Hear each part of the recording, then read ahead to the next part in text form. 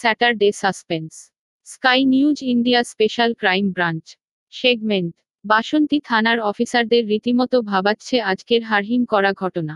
সামান্য আম পাড়া নিয়ে তুচ্ছ বিবাদের জেরে যে একজন দেওর তার বৌদির মাথা কেটে নিয়ে রাস্তায় ঘোরাতে পারে, এরকম একটা কিছু যে ঘটতে পারে সেটা কেউই আন্দাজ করতে পারেননি। নেপথ্যে কি থাকতে পারে ভাবাচ্ছে সবাইকে।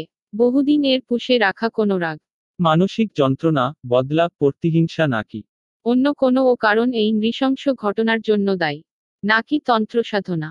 যেভাবে মাথা কেটে বলি দেওয়া হয়, অনেকটা সেইভাবেই গলা থেকে মাথা ও ধর আলাদা করে দেওয়া হয়েছে বৌদি সতী মণ্ডলের।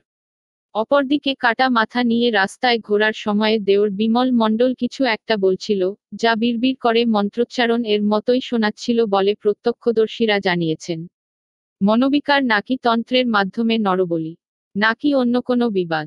প্রকৃত কারণ কি, এই নিয়ে রহস্যের সাসপেন্সের সৃষ্টি হচ্ছে। স্কাই নিউজ এর ক্রাইম ব্রাঞ্চের প্রতিনিধি কথা বলেছিলেন সতী মণ্ডল ও বিমল মণ্ডলের প্রতিবেশীর সঙ্গে।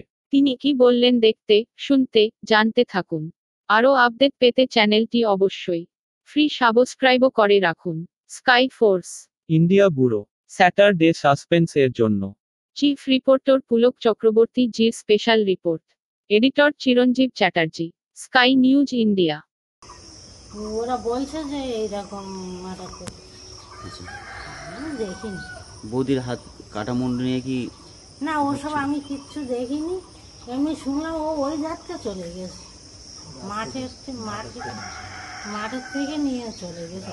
কি নিয়ে চলে গেছিল? ওই আমি দেখিনি, তবে যারা দেখেছে তারা বললো মন্ডুটা হাতে করে নিয়ে চলে যাচ্ছে।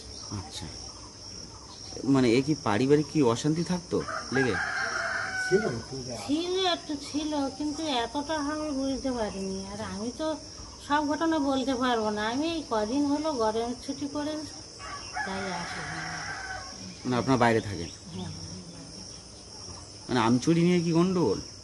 হ্যাঁ ওইটাই শুনেছি। কি নাম আপনার? আমার নাম তুলসী মন্ডল। প্রতিবেশী, তাই তো? হুম।